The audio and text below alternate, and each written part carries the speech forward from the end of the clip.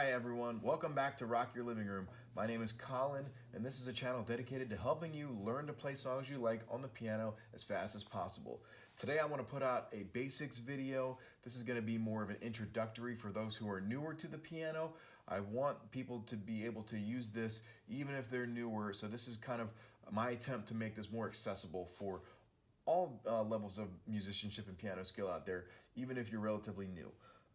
First thing I want to do is talk about the keyboard. So the keyboard is structured with groups of 2 black notes and 3 black notes, and to the left of the 2 black notes is C. Okay, that's the main note that you're gonna want to be able to find. I would say is C up and down the piano, and you just look for those groups of 2 black notes. It just repeats. Okay. In the middle of the 2 black notes is D. That's an important one as well. And then you can just go up, C, D, E, F, G. And then it repeats starting back up at A, B, C, D, E. I put some notes on there to help us see that. C, D, E, F, G, A, B, C, okay? I don't want you to feel like you have to learn every single scale, okay?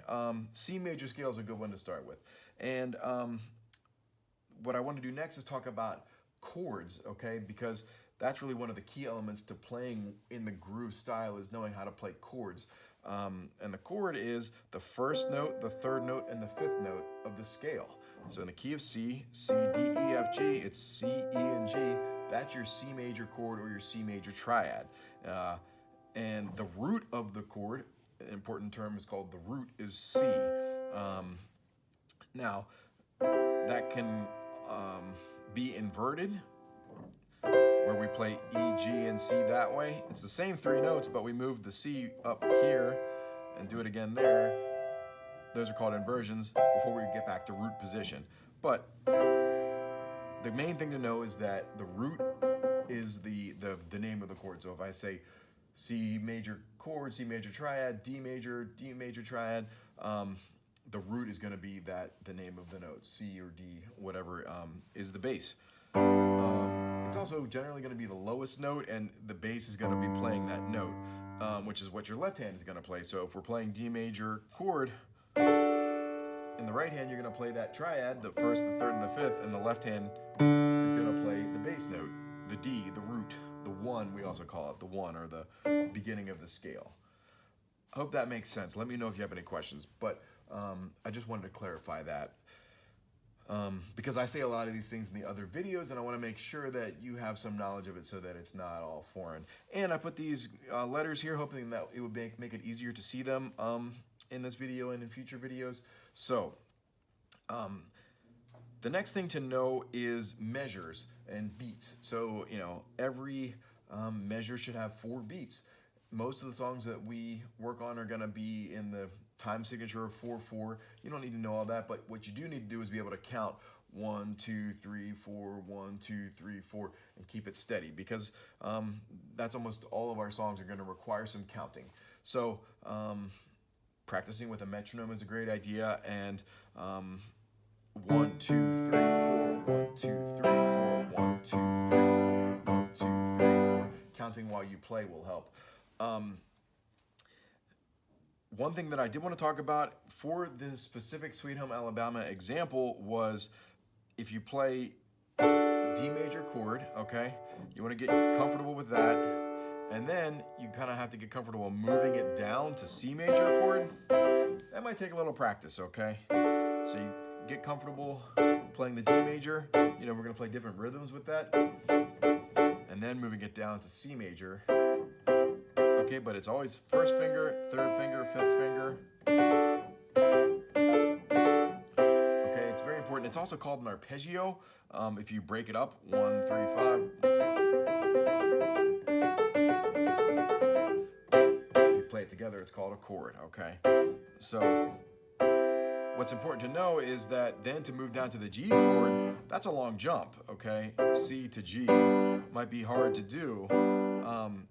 And there's a more efficient way to do it, which is to take, you've already got the G right there, you just take these 2, the C and the E, and you move them down to the B and the D, okay? That's your G chord, but it's instead of the G right there, it's up here, and this is called 1st inversion. So that's what allows us to play and move in between chords without having to jump around a lot. So you have to get a little bit comfortable with it. Practice keeping that pinky on G, transferring between these two, okay? So now I've got my C major chord, I've got my G major chord, and I can move easily between them, and then I have to move the whole thing up, and I have to have the F sharp, which is in the D major scale. You can hear it if you don't put the sharp in there. It sounds different. That's a minor chord. That's D minor. There's D major, okay? So one other thing to talk about is flats and sharps. So this is called F sharp. Also, it can be called G flat. So if it's going up, it's a sharp. It's going down, it's a flat. You know, this is frequently called B flat. And then this is A flat usually, but it also can be called G sharp. So the main black notes that we're going to need are F sharp, I would say, is a very common one for the D major chord. And then if we play an E major chord, that's going to have G sharp in it. Okay, so it's a lot of moving these kind of structures around, and you have to hear in your head. You can say, "Oh, I recognize that doesn't sound right to me. That sounds very ominous. That's a minor sound. Oh, that's a major sound." Again, without having to learn every single scale. Okay, so we're going to break it down to each chord individually. So there's your D major, there's your C major, there's your G major. And that's kind of all you need to play Sweet Home Alabama. I mean, isn't that kind of amazing? And your left hand can just play the D and the C and the G, which I don't have labeled, but take my word for it, it's G, okay? It's just that over and over.